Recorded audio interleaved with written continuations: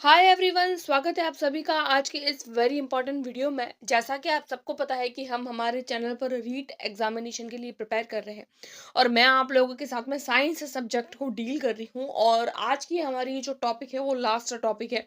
इसके बाद में हमारे कंप्लीट जो है वो फिजिक्स यानी कि कंप्लीट फिजिक्स, बायोलॉजी और केमिस्ट्री, जिसको हम लोग ऑलरेडी कर चुके हैं। बायोलॉजी और केमिस्ट्री के कंप्लीट नोट्स भी मैं आप लोगों के साथ में ऑलरेडी डिस्कस कर चुकी हूँ। और फिजिक्स की एक, वैसे तो ये फिजिक्स की ही क्लास नहीं है, लेकिन फिजिक्स की क्लासेस के इंक्लूडिंग हम लोगों ने कर लिए हैं। और ये जो टॉपिक है वो नई टॉपिक्स है जो इस साल इंक्लूड किए गए हैं। और कुछ कुछ क्लासेस जो है वो जो नए टॉपिक्स की वो हम ऑलरेडी अपनी क्लासेस के साथ में डिस्कस कर चुके हैं।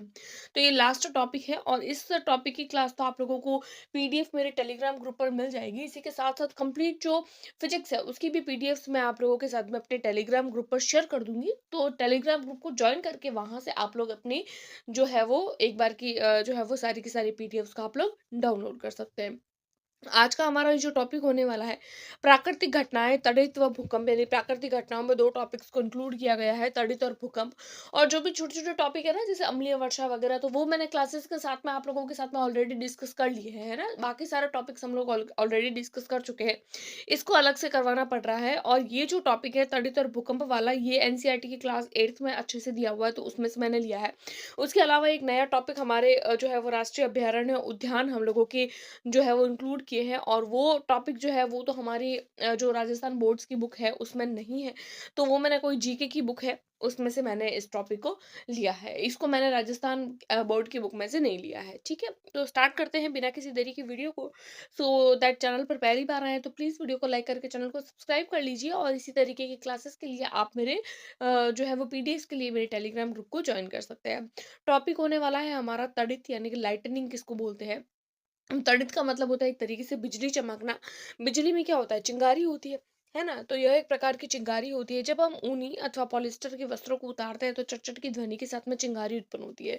कई बार देखते हैं सर्दियों में हम एक दूसरे को टच करते हैं, कोई लोहे की वस्तु को टच करते हैं तो हमको करंट लगता है। तो वो क्या होता है, वो तड़ित होता है, लाइटनिंग होती है। चटचट की आवाज आती है, चिंगारी आती है।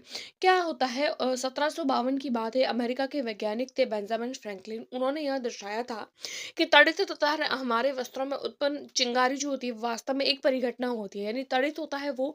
और जो हमारे वस्त्रों के अंदर भी जो उत्पन्न एक चिंगारी होती है वो भी एक तरीके की घटना होती है।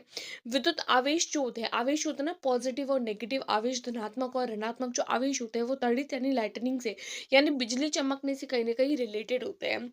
क्या होता है, जब हम प्लास्टिक स्केल को अपने कई बार हम जब छोटे थे ना तो हम ट्राई भी करते थे कि प्लास्टिक स्केल को अपने सूखे बालों से रगड़ते थे। तो स्केल को जब कागज के टुकड़े से जब हम कागज के टुकड़े के पास लेकर जाते थे तो कागज के टुकड़े क्या होते थे, आकर्षित हो जाते थे। ये सब किसके कारण होता था, ये सब विद्युत आवेश के कारण होता था।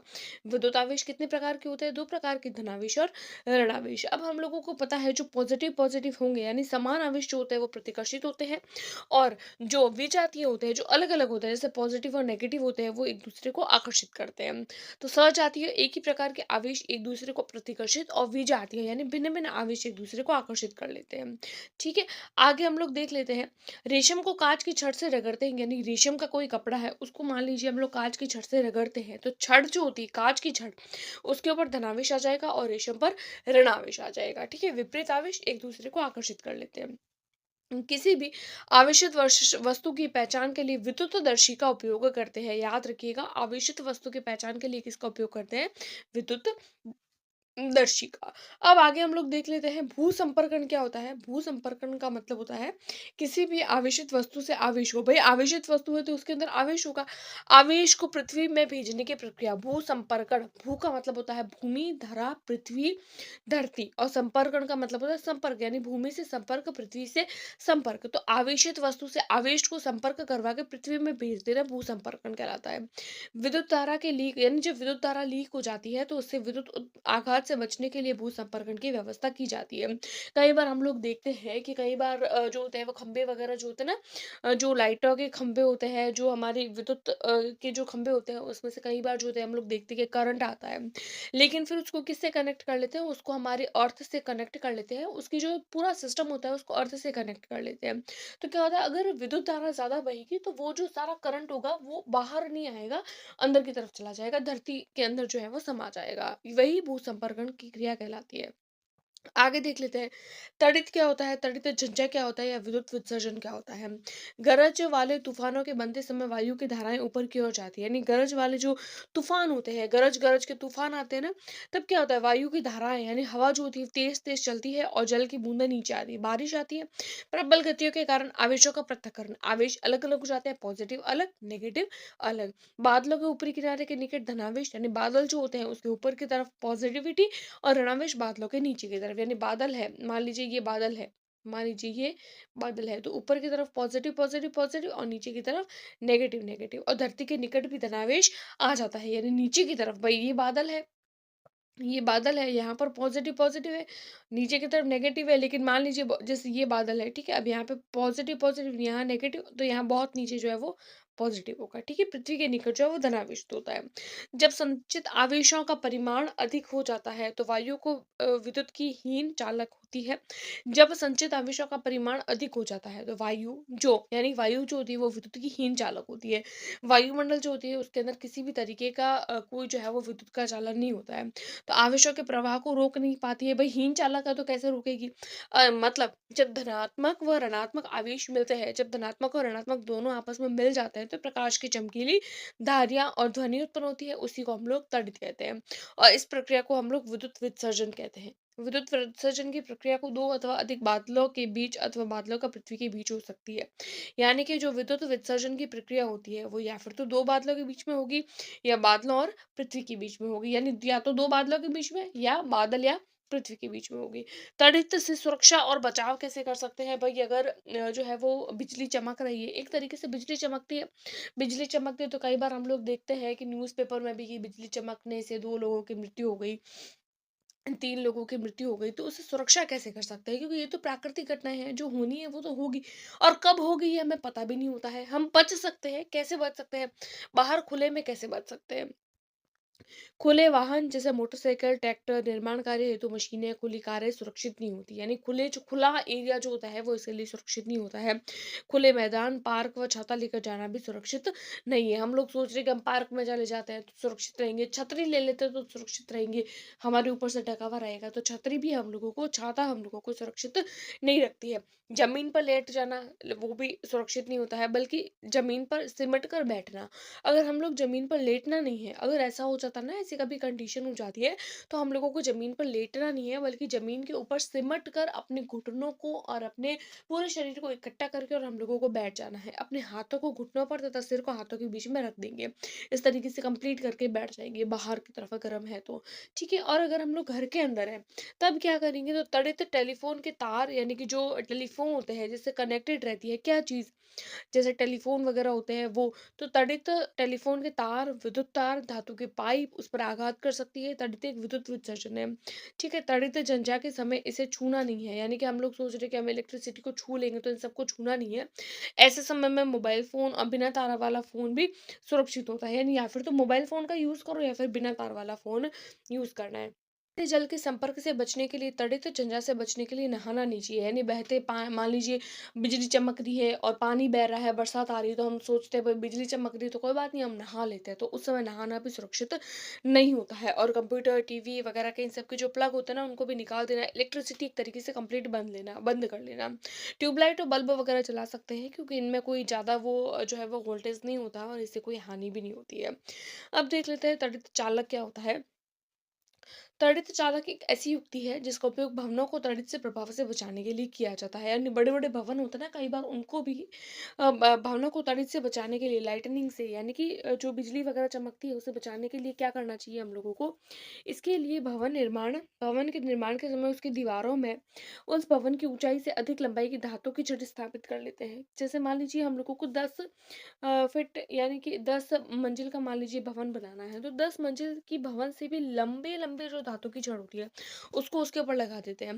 फिर क्या करते हैं, इस छड़ का एक सिरा वायु में खुला रखते हैं, यानी एक सिरा वायु में खुला और दूसरे को जमीन में काफी गहराई तक दबा देते हैं। अब धातु की छड़ विद्युत आवेश के जमीन तक पहुंचने के लिए सरल पथ है, यानी कि अब उस धातु की छड़ के अंदर मान लीजिए लाइटनिंग हो रही है, बिजली चमक रही है, कोई ऐसी मुसीबत आ गई, तो वो जो धातु की छड़ होगी ना, वो वायु से उन सबको ग्रहण करके और जमीन के अंदर डाल देगी, ठीक है, भू संपर्कन हो जाएगा। तो ये वाला टॉपिक इस तरीके से कंप्लीट हो गया, तड़ित वाला। अब हम लोग देखेंगे भूकंप। भूकंप क्या होता है? तो भूकंप तो आप सबको पता है कि पृथ्वी के अचानक कांपने को ही हम लोग भूकंप कहते हैं। यानी पृथ्वी अगर अचानक कंपा जाती है तो पृथ्वी को झटका लगता है, एक तरीके से पृथ्वी के अंदर की जो प्लेटें होती है वो मूवमेंट करती है, तो उसी को हम लोग भूकंप बोलते हैं। 8 अक्टूबर 2005 को भारत में उत्तरी कश्मीर के उरी और तंगघाट शहरों में एक बड़ा भूकंप आया था। इससे पहले गुजरात के भुज में 26 जनवरी 2001 को बड़ा भूकंप आया था।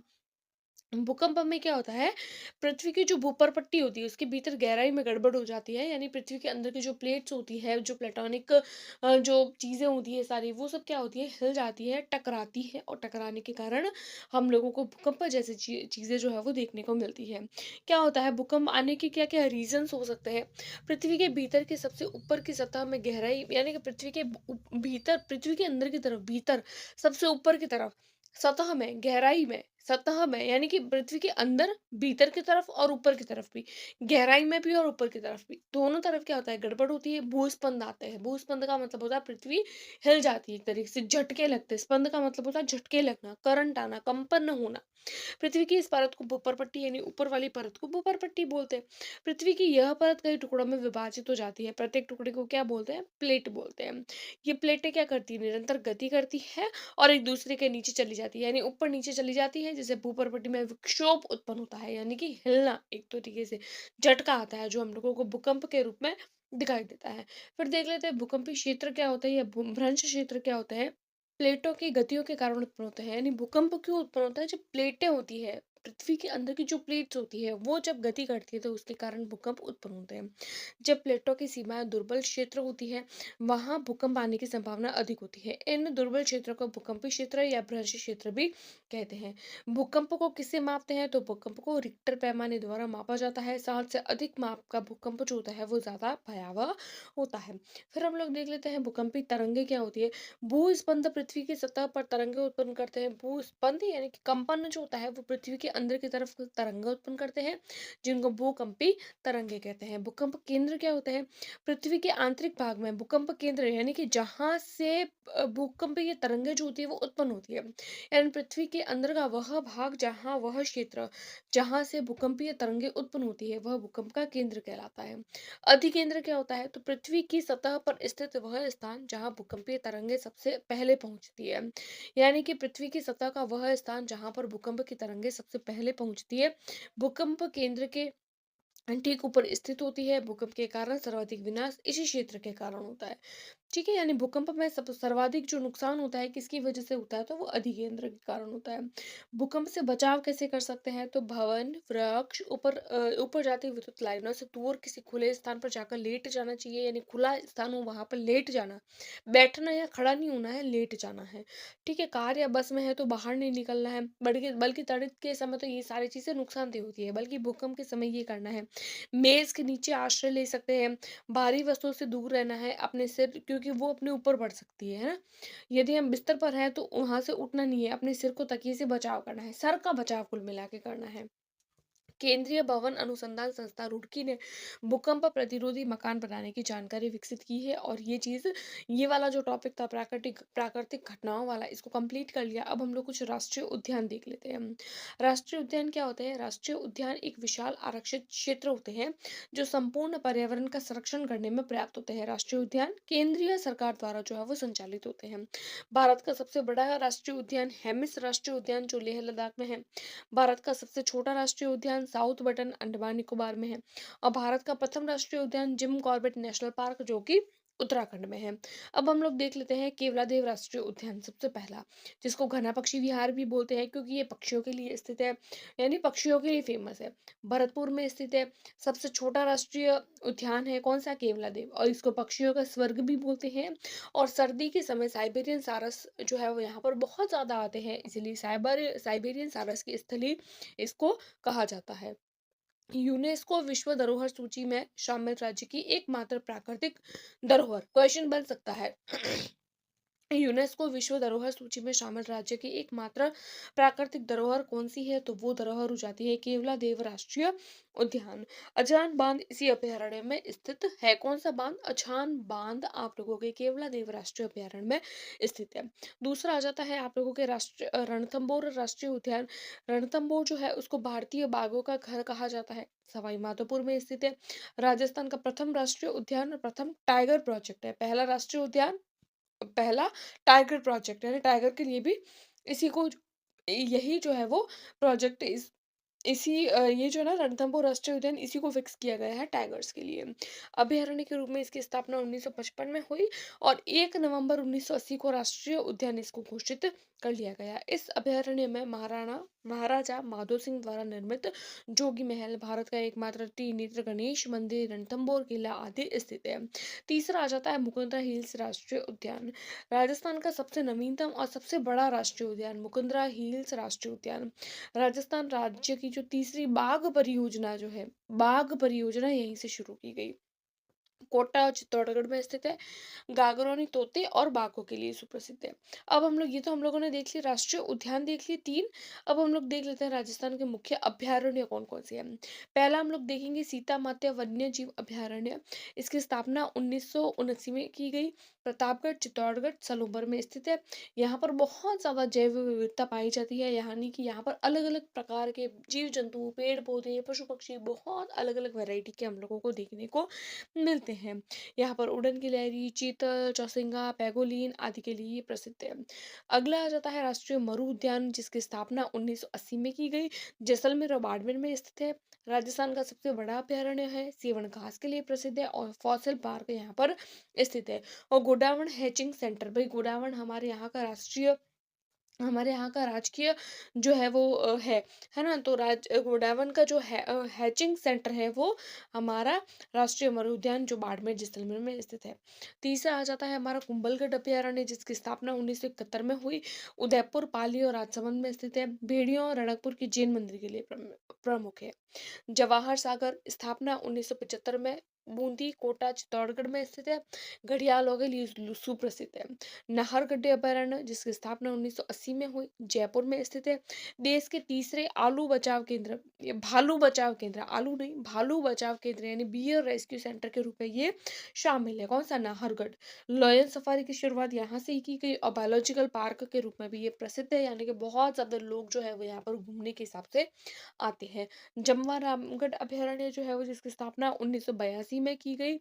जमवा रामगढ़ अभयारण्य जो जयपुर में स्थित है। जमवाई माता का मंदिर है, यहाँ पर धोक वन सर्वाधिक पाए जाते हैं। आगे देख लेते हैं राष्ट्रीय चंबल घड़ियाल अभयारण्य, स्थापना 1979 में। धौलपुर, करौली, बूंदी, कोटा, सवाई माधोपुर इन सारे स्थानों पर थोड़े थोड़े तरीके से स्थित है, जो घड़ियाल, मगरमच्छ, डॉल्फिन आदि के लिए सुप्रसिद्ध है। रामगढ़ विस्तार की स्थापना जो है वो 1982 में की गई। ये बूंदी में स्थित है। राज्य की चौथी बाघ परियोजना भी यहीं से शुरू की गई। अजगर यहाँ पर बहुत ज्यादा पाए जाते हैं और यहाँ पर मेज नदी बहती है। फिर आ जाता है जमवा रामगढ़ की स्थापना जो है वो ये हो गया हमारे ना। जमवा रामगढ़ हम लोगों ने कर लिया, वापस आ गया ये। अगला देख लेते हैं फुलवारी की नाल, स्थापना 1983 में और ये उदयपुर में स्थित है। शेरगढ़ अभयारण्य 12 में स्थित है, स्थापना 1983 में। शेरगढ़ दुर्ग है। सांपों की संख्या यहाँ पर बहुत ज्यादा अधिक है और यहाँ परवन नदी के लिए, परवन नदी कहाँ बहती है? परवन नदी शेरगढ़ में ही बहती है ना, 12 में बहती है परवन नदी, तो परवन नदी के लिए ही सुप्रसिद्ध है। सवाई मानसिंह अभयारण्य सवाई माधोपुर में स्थित है, स्थापना 1984 में की गई।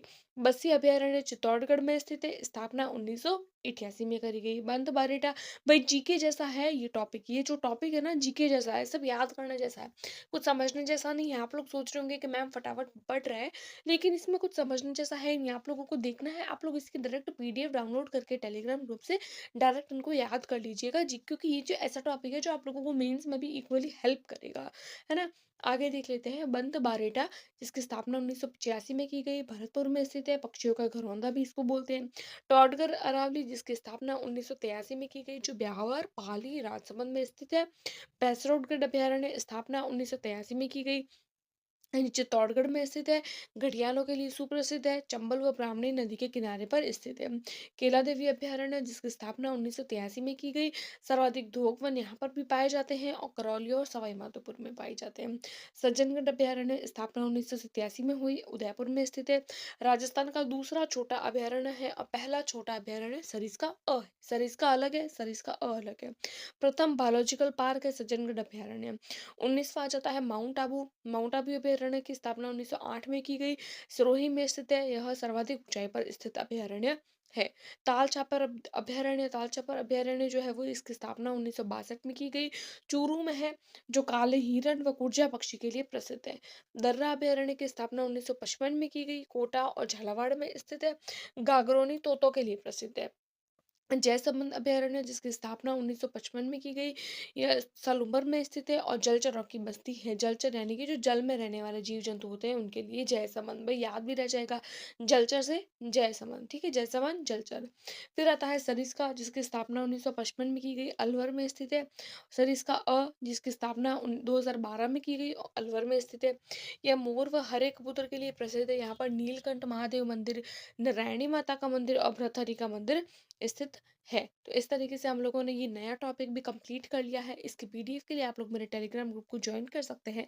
आई होप आप लोगों को क्लास पसंद आई होगी। Do like, subscribe and share. Thanks for watching.